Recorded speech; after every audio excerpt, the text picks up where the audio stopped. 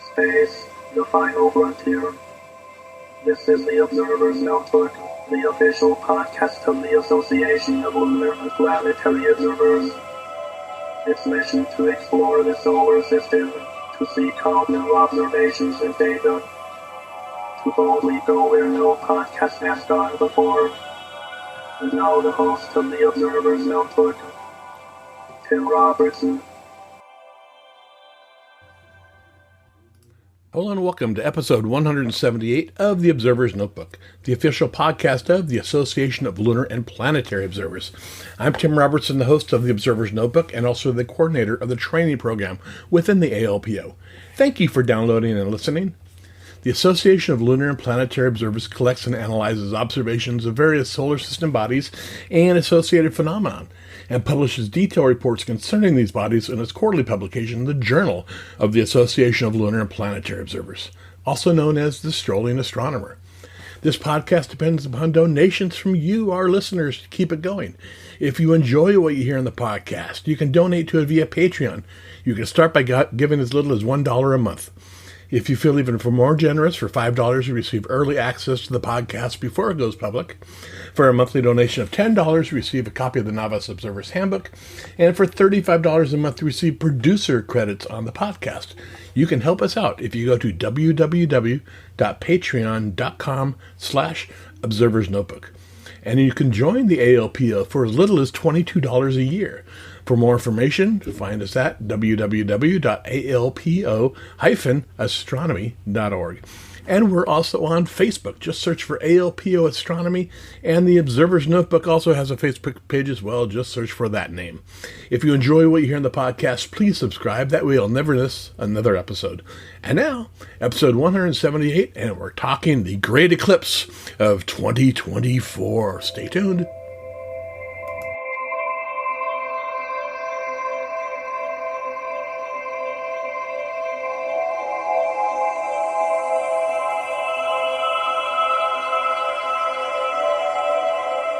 All right, I'd like to welcome everybody back to this edition, this very special edition of the Observer's Notebook podcast. We have a return visitor to the podcast. He's been on a few times before, John ONeal. Welcome back to the podcast, John. Thank you, Tim. I'm glad to be here. Yeah, John, you were first here, I think, in 2018 to talk about this Parker Solar Probe. Yes. That thing is still doing amazing things today. It just broke another record for closest vehicle to the sun and fastest moving object we ever put into space. So it's coming up with some incredible science. That's fantastic. Probably have to have you on again to talk about that. Okay. Yeah, that would be fun. Yeah. And then in 2020, you came on and we talked about how do you plan an observing session, which I think was very good for a lot of our newer listeners too. Yes. It's always fun. You walk outside at night and you see the entire sky and it's like, oh my gosh, where do I start? Right. It's good to have a plan. Yeah, it's good to have a plan. Well, before we get into it, why don't you just give everybody a little bit of background about yourself, where you're from and what kind of instruments you use and what your interests are? Okay, well, I'm from originally Northern Ohio. I lived in the Lorain, Amherst, Elyria area of Ohio along the shores of Lake Erie for the first 62 years of my life. At which point I retired and moved to North Carolina, where Dorothy and I are living now and living the dream. I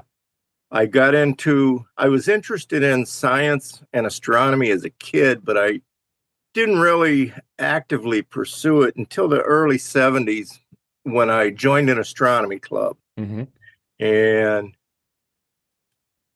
I mainly got interested in nighttime astronomy, but then I met a fellow member of the club, Randy Shivak, who a lot of people refer to as Mr. Solar Astronomy. Right. His wife runs the youth membership for the ALPO. Yes, Pamela. Yes. Yeah. And I met him, and he was very deep into the sun, actually having built his own solar observatory. And in 2012, he interested me to the point where I went out and bought solar filters and actually started looking at the sun. And now today I have, I have a Lunt 60 millimeter solar refractor, a 5-inch f9.4 refracting scope that I built myself just for solar observing. Oh my! With my quarks, I have a hydrogen alpha, sodium D, and calcium H quarks, and a Lunt calcium K filter, which is a little narrower, so it's a little better for imaging than the H filter. I have a Corona telescope built by a fellow named Van out in California in the 50s. And I just really enjoy solar astronomy. A lot of people think, well, you look at the sun, you've seen it once, it's the sun. It's the same always, but it's not. The sun Every day changes every second. I mean, you can't take images of the sun for more than 30 seconds because it's moved in that time frame, and your images start to smear. So that tells you how dynamic the sun is. And we're still learning a lot from the sun as well. Yes. Very good. And now with the Parker Solar Probe up there and the European Space Agency's solar orbiter complementing each other, we've got some great science coming from the sun right now. That's great. And that leads us into our topic today. For those of you that might have heard, there's an astronomical event happening this April, a little thing known as a total solar eclipse. It's going to be visible from just about everywhere. Is it too late to start planning? Sort of. But no, it's never too late. The main consideration in planning the solar eclipse is finding a place to lay your head at night. Some people that might be the backseat of their car. Yes. We're planning on going to Fredericksburg, Texas. Yeah, we'll be there as well. Oh, great. Maybe we'll have to hook up. I think so. I've already talked to Pam about that. Yeah. Okay. So Pam ordered us a VRBO, a Verbo, 2 years ago. Yep. And we got a decent. I checked last week in preparation for this to see what a Verbo would cost now. And they're over $1,000 a night. Oh, yeah. With like a 3-night minimum, usually. Yes. Some of them are 5 and 7 day minimums. Yeah, we booked a campsite. I booked it 2 years ago before they knew there was going to be an eclipse there. And I got it for $65 a night. And in January, they contacted me. So, by the way, it's now $165 a night. And I'm like, that's fine. I knew they were going to do that. That doesn't bother me. We're staying there 4 nights. So I don't want to deal with traffic. I did that in 2017, and I'm never going to do that again. Yes. So that's the biggest consideration, is finding a place to stay. If you know somebody along the center line and you're just starting to plan now, that might be your best bet, is to find somebody that'll house you for a day or two. Because motels, campgrounds even are going to be filled up. Yeah. And you don't want to drive to the location either that day. No, exactly. That's a really good point. Get there a day or two early and stay a day or two after. During the 2017 eclipse, Dorothy and I and the Shivaks went up to Smith's Ferry, Idaho. And 10 minutes after the eclipse was over, the road going south toward Boise was deadlocked and stayed that way for hours. Yep. The road going north was wide open because there's nothing to the north of Boise. Right. So we went north to a lodge that we had reserved and stayed there for 2 days, and then took that south road home. You need to think about that and keep that kind of thing in your mind when you're planning. Get there early, stay a couple days late, and you should be fine. If you try to get there or leave that day, you're going to have problems. Right. For the 2017 eclipse, we were at a big field up in Madras, Oregon, with about 500 other cars. And right before the eclipse, I asked my wife, "Well, do you want to stay till the eclipse is over, or till totality's over?" She goes, "Oh no, I want to wait till it's over." I said, "Great." Awesome. The second totality ended. Every car around us in the entire parking lot started up. And I looked at her and I said, "Well, I think we should try to get out of here now. Otherwise, we'll be here all day." It took Yeah. us 10 hours to go 100 miles. Wow. Yeah, and that's to be expected. Yep. Well, I wasn't expecting that, but yeah, I'm not going to do that this time. Well, I saw something online just this morning that said that the expected visitors to Fredericksburg, Texas, where we're going to be, could be up to 500,000 people. Right. And Fredericksburg City Council made a conscious decision to do zero publicity. For Fredericksburg. Yeah. They had their town hall meeting online, and I logged into it to watch it, and they said we are not doing any advertisement for the eclipse. None. Wow. And there's zero many people coming. And they know they're on the center line, but they're like, we just don't want to. It's going to be crowded enough. If we advertise, it's going to be even crazier. Yes. Oh my gosh. Yes. Now the other aspect of planning is weather. With the eclipse being April 8th, pretty much anywhere you go along the center line, you're going to have prospects for bad weather. Of course, if you go to Texas or Mexico, your chances of having clear sky will be slightly better than probably anywhere else along the center line. Right. Like I said, I lived in Ohio for 62 years, and I can't remember an April that had a clear day in it for 62 years. So oh, my. I'm sure there were some, but yeah, they're few and far between. And that's going to be the case pretty much the entire center line.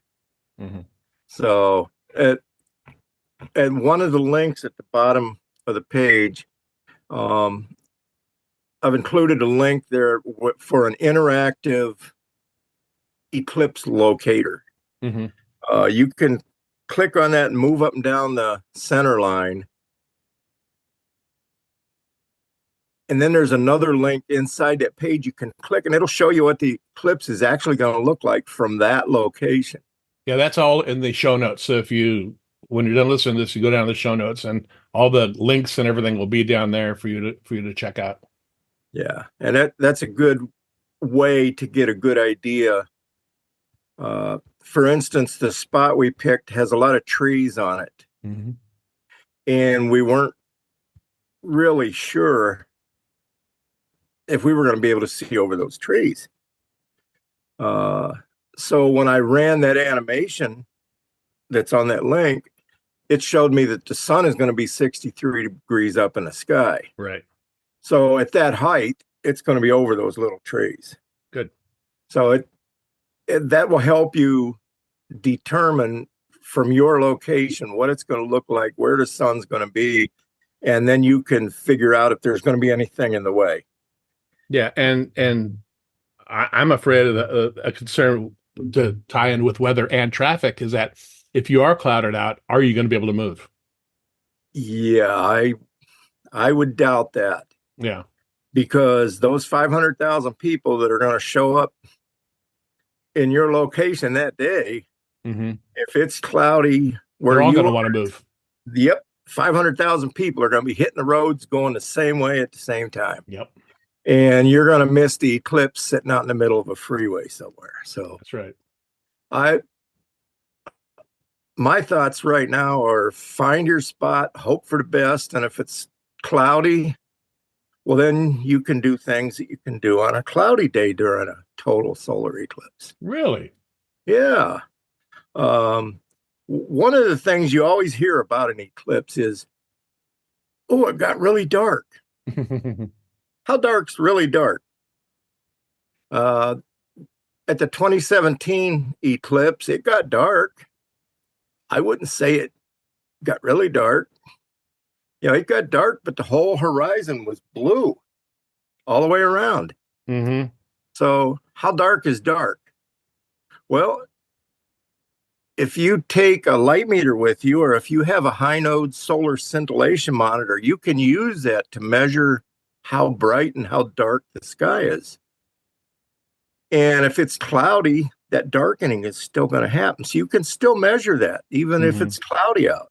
Mm-hmm. Good point. If you take a temperature probe, you can record how much the temperature drops, even if it's cloudy. Oh yeah.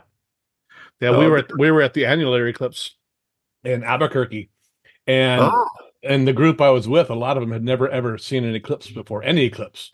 Oh wow. And so they're like, it's getting cold out. So a lot of them went inside, put their jackets on, and came back out. I said, yeah, the sun's disappearing, basically. Yeah, your heat source. Yeah. So, I'd encourage people to take a temperature probe, take a light meter of some kind, and record this stuff and quantify it, because a reading that I take in Texas isn't going to be the same as someone up in Ohio is going to get, because the temperatures are going to be different. The thickness of the clouds may be different. So if we could get a whole bunch of people taking these measurements and submitting them to ALPO, there you go. Then we could do something with that. Right. Very good. Now, what about visual observing of the eclipse?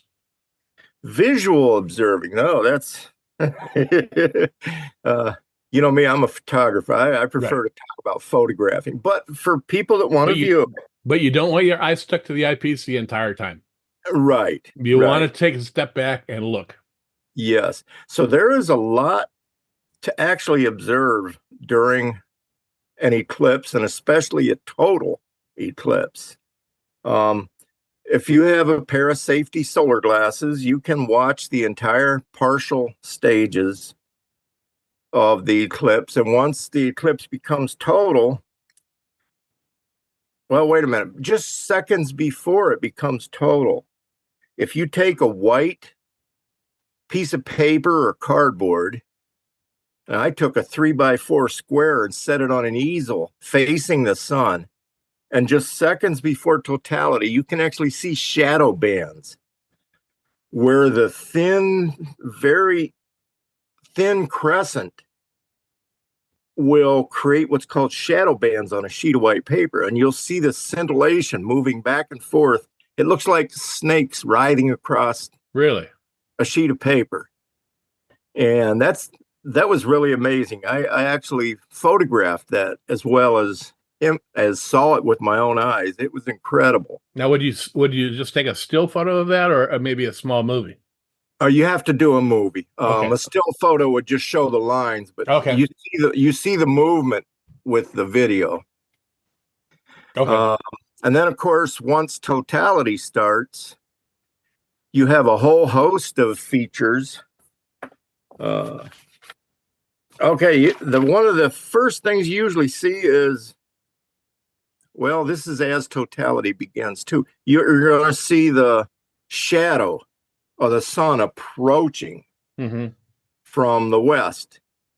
So if you've got that video camera, when you're done with your shadow bands, turn it to the west. And a lot of people have videos of the shadow approaching and zooming over top of you. And that's really fun to watch. So if you have a camera, fine. If not, just look to the west and watch for it. It's pretty amazing, yeah, because there was a mountain range to the west of us in Oregon, and I did that. I told everybody, okay, look at that mountain. The mountain was in sunlight. All of a sudden, you saw the shadow just race over the mountain and race toward us. It was amazing. Yes, we saw the same thing. Yeah. And I kind of wish we'd have had a flat horizon so we could have seen it coming a lot sooner. But with the mountain there, it was still pretty dramatic when that shadow crested that mountain. Yep. Okay, then once totality begins, one of the first things you usually see is the diamond ring. And a diamond ring is just a spot where there's maybe a little dimple in the moon's surface, maybe a crater or something. And the sunlight will shine through that, and the rest of the sun will be obscured, and it looks like a diamond ring, thus its name.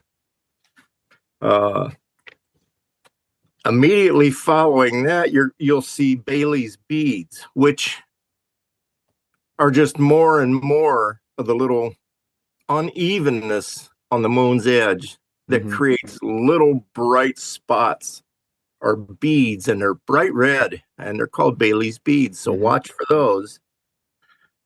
And then one of the most exciting things is seconds after that, you'll start seeing prominences. And a prominence is an area where there's material outgassing from the sun, and it looks like a red flame sticking out the side of the sun, basically is what it looks like. But these start appearing all down one side of the sun as the moon's edge ingresses a little bit more into the sun. Once totality is complete, that's when you see the black circle of the moon surrounded by the white edges of the sun, and then the corona will pop out. The corona is pretty incredible. Yeah, that's the upper atmosphere of the sun. Yes, and it extends out 10, 15, 20, 25 degrees from the sun. So for visual use, you would just want to stand back and take that all in. If you have a camera, you're going to want a wide angle camera at that point. At that point, it's dark, and you're going to see planets and bright stars begin appearing in the sky around the sun. In 2024, we're going to have Mercury, Venus, Jupiter, Saturn, Mars, all available for viewing right around the sun. Right. And Tim, you know about something else that's going to appear. Yeah, periodic comet Pons-Brooks is going to be visible. It's called the Devil's Comet. I don't know why, but it's going to be visible near the sun as well. And comets are always brighter when they're near the sun because they, like the planets, they reflect the sunlight. So that should be pretty impressive too. Photographs of the fully eclipsed sun and a comet nearby. It's going to be a nice comet too. Yes, and there's a little bit of dispute about how bright that comet will be. Well, it's a comet. That's always the thing with comets. Exactly. You know, right now, the most accepted values are 2.5 magnitude. That's well within the reach of seeing. Right. Right. And some estimates go all the way down to -2 or -4, which is brighter than Venus. If you want to try to look for the comet, locate Jupiter to the, that would be to the east. Right. And it'll just be a couple degrees from Jupiter. Say if Jupiter were a clock, it would be about 2 o'clock from Jupiter. And that would put it about 24.5 degrees from the sun to the left. But yeah, that's going to be exciting. I told my wife that'll be a lifetime achievement for me to actually capture a comet and an eclipse at the same time. Yeah, that's a goal of mine as well, to get a photograph like that. Yes. Very good. Now, talking about that, what are some of the tips and techniques you can give us about photographing an eclipse? Photographing. Okay, down in the show notes at the bottom, I've got a couple of links, and there are some apps out there that you can download. If you're going to be using a DSLR camera, I'd recommend Fred Brunge's Eclipse Orchestrator for DSLR cameras. Basically, you load your eclipse information and times into this and set your camera settings, and you put your camera on a tripod and you leave it and you don't touch it for the entire eclipse other than removing and replacing the solar filter during totality. So that's a really easy way to get going with the DSLR. If you have a smartphone, they have a new app just came out with maybe a year ago. It's called Solar Snap, and it's a little program you use with your phone. You take a piece of safety solar glasses and cut the lens out and place it over your camera lens, and put your smartphone on a tripod, and use this app to take images of the sun during the eclipse. And of course, again, during totality, you take the solar filter off. As soon as it's over, you put it back on and you can continue photographing. So those are two apps that I found really, really useful. As far as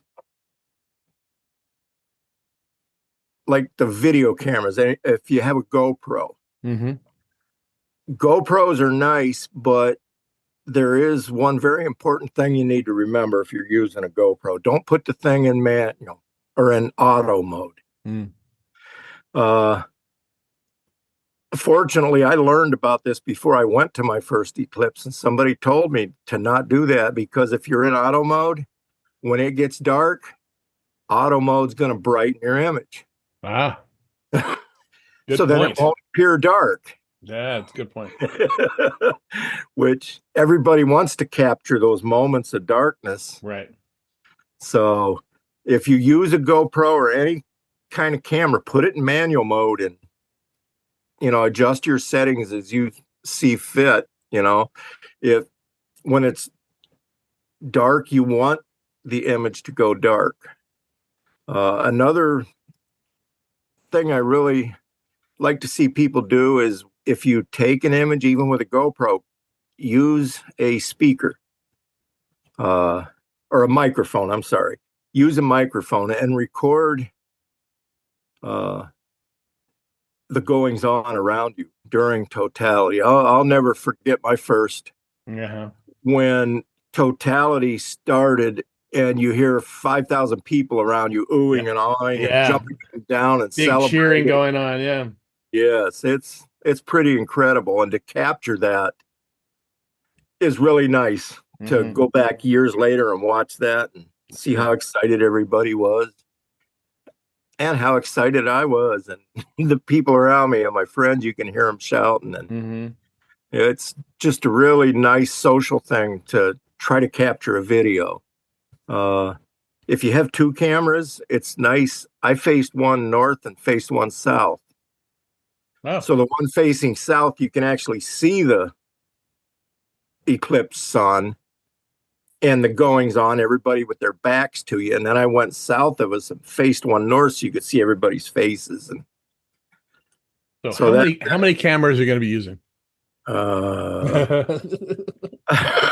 I think about 8 or 9. Yeah. But the key thing is, if you're using a camera, study, read, learn about what the capabilities are of your cameras and what you can do to control them without being at them. Like the links I provided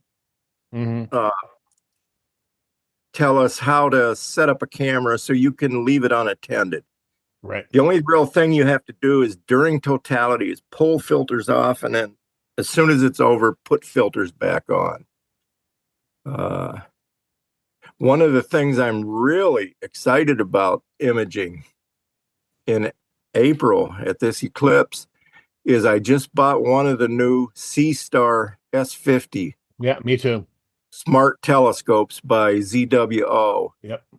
I found that if I point that at the sun before the partial phases begin and take an image every 2 seconds, when the eclipse is over, I'll have a 2-minute long video spanning first contact to last contact. Oh, there you go. And the thing gets a nice full disk image of the sun. So that's an instance where, again, you set it up beforehand. You don't even concern yourself with it the whole time. Well, won't you have to remove the solar filter, though? Yes. Yeah. Okay. You will have to remove the filter at totality start. Then 4.5 minutes later, you're going to have to put it back on. And if this So, eclipse is like any other eclipse I've seen, 4.5 minutes seems like 8 seconds. oh, yes. It Yes. goes by very, very, very fast. And like you've multitasked during these eclipses before. You pretty much have your plan for what you're going to Yeah. do. But if you're a rookie solar eclipse viewer, or this is your second or third, take a minute because you got four Yeah. and a half. Take a Yes. minute, pull your face away from the telescope or the camera, and just look up and look around. The very first total eclipse I ever saw, I went to Montana for, and I did not do that. Oh, I had my eye in my camera the entire time, and it was over, and oh, I went, I never looked at the sky. wow. Yeah. So Yeah. at And that point, yeah, that'll convince you to make sure you do next time. yes, and that's been a point of mine every single time when I do this. It's like, okay, we're at mid eclipse. Step back, look around, look at the sky, look at the people, Yes. and take it Yes. all in because this is a once in a lifetime event for a lot of people. I mean, the next total solar eclipse visible in the United States is 2044. Yep. And for a lot of folks, especially folks our age, this may be our last Yep, on the continent. on the continent, right? You Yeah. travel. Yeah. Do you travel to other eclipses though? No, I don't. Okay. Yeah. The 2017 was my first solar eclipse, total solar Oh eclipse. wow. But like I said, I've been doing this for 50, 60 years Yeah. now. I've seen hundreds of lunar eclipses. Uh, and well, let me point out as I'm mentioning this, if you've seen a lunar eclipse, uh, shooting a solar eclipse isn't that much different other than the filters involved. True. Uh, it's very similar. A matter of fact, when is it? March? Mm-hmm. We have a total solar eclipse of the moon coming up. Solar lunar eclipse. Yeah. Lunar eclipse, yes. I'd encourage everybody to go out and shoot that. It's going to be visible across the United States. Here on the East Coast, it's going to start around midnight and end at 5 a.m. So you're going to be outside all night if you do this. But, Yep. if you plan on taking cameras, take your cameras out and photograph the lunar eclipse in March. And that will make you so much more prepared. Right. But also going back to the solar eclipse, you can practice now with your camera equipment. Yes, I mean, exactly. even though it's not Yes. an eclipse sun, if you've got a solar filter, don't wait until April 8th to start taking pictures of the sun. Thank you. Work Thank you out for saying that. work out your problems and your exposures for the early stages of partial phases now. Yep. I can't highlight that enough. I Yes. mean, that's something you should know what your focal length should be, your f-stop, your exposure settings should be when the eclipse starts, not guessing. Because it's Yeah. not like you can have a do-over. Yeah. And this eclipse will be 4 minutes long for most of the people along the line, especially if they're on the center line. Yep. And some of us will get more than 4 minutes. So that does give you a little time to play around if you want to change exposures. Right. One of the things I recommend with DSLRs is they have a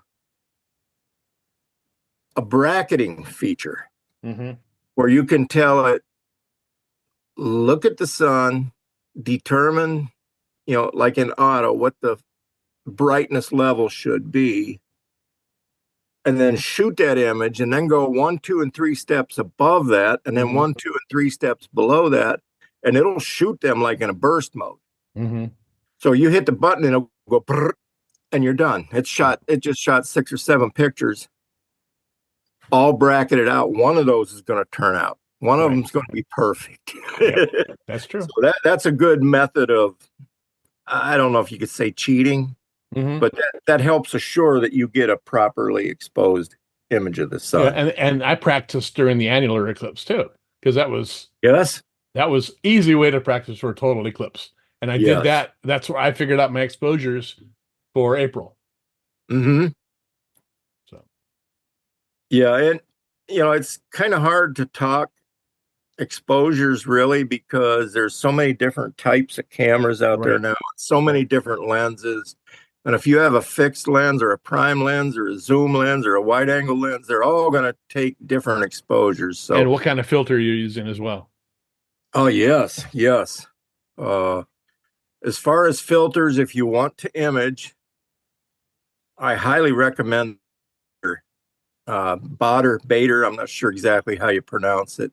It's BAADER filters. They're a true white light filter. And when you look at the sun through those, the sun appears in its natural color, white.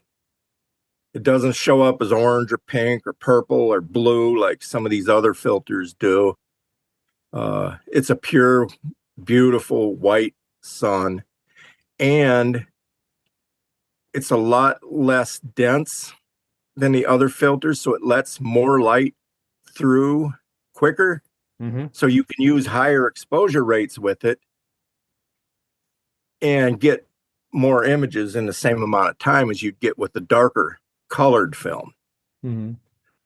So if you're thinking about purchasing a solar filter, look at the BAADER filters. Okay, good point.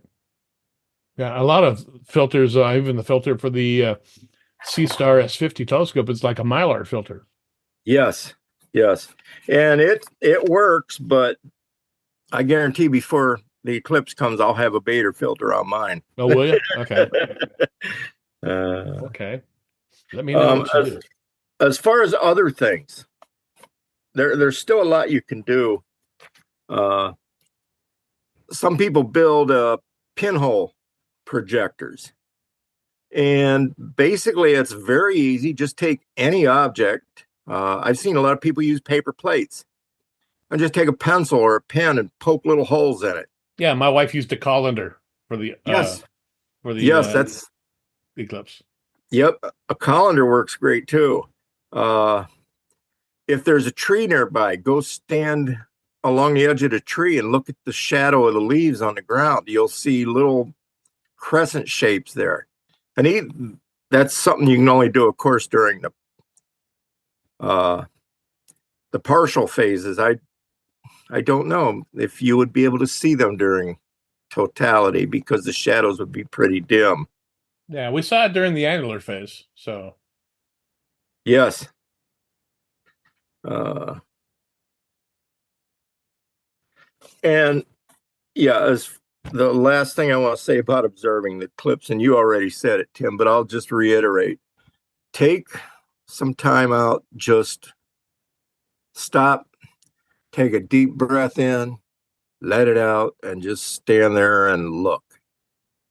Forget about all your cameras, your videos, your stills. Forget about what the people around you are doing.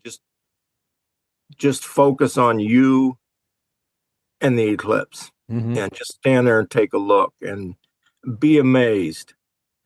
I sort of thought when I went to my very first total solar eclipse, it's like, this is just going to be like any lunar eclipse I've ever seen. I've seen hundreds of those. How is this going to be any different? But my golly, when it turns dark in the middle of the day and it gets cold out and the birds stop chirping, and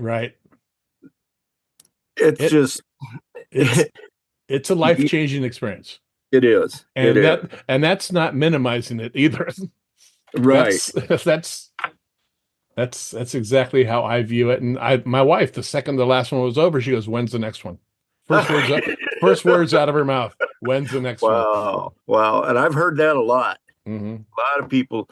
And I really admire the people who were fortunate to see one as a child. And then they've grown up and said, I'm never going to miss another one again. And they go to them all. I know people that have gone to more than 12. Yeah, it's just they Wow. travel around the world. Yes. Now the next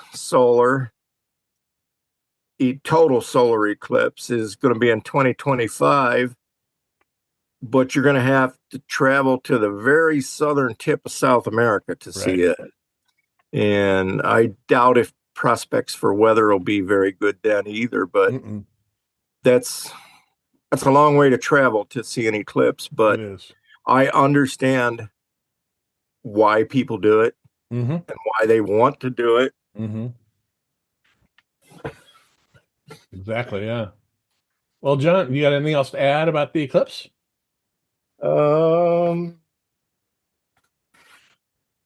Just one thing. In your planning, when you are looking for a site, kind of look at that area's climate records. One of the things that convinced us on Fredericksburg is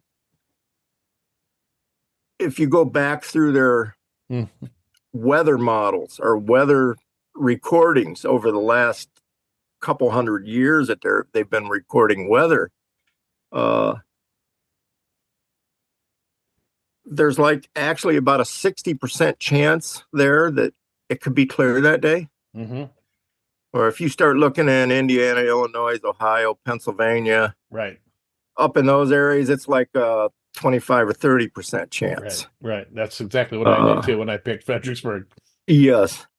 And if you don't want to go to Fredericksburg, there's plenty of spots right around there. There's Uvalde, Kerrville. I can't think of the other names of the towns, but right along that strip of Texas, there's a lot of places you can go. So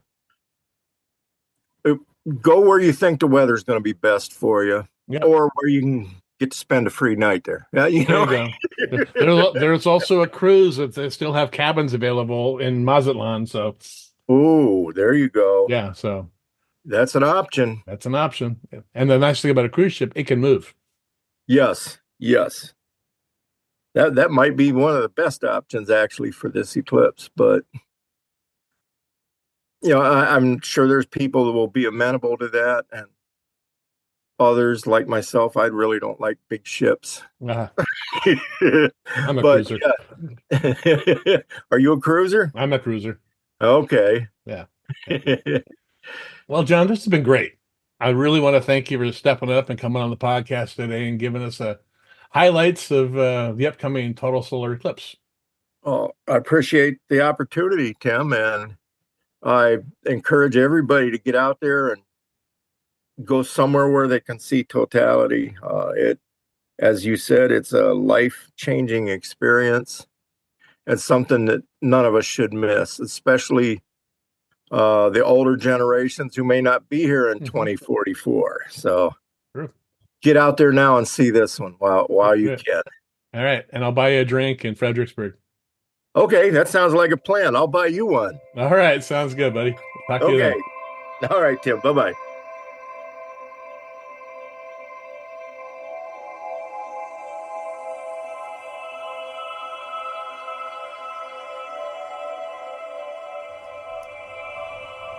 Well, that'll do it for this episode of the Observer's Notebook podcast. Again, I want to thank John ONeal for coming on the podcast today and giving us a really good conversation about the upcoming total solar eclipse. We upload a new episode of the Observer's Notebook on the 1st and 15th of every month. You can subscribe to us on iTunes. If you do, please give us a rating and a review. I really appreciate it. You can also listen to us on Apple Radio, iHeartRadio, SoundCloud, Spreaker, Google Play, Stitcher, Amazon Echo, Spotify, and this podcast is also on our ALPO YouTube channel.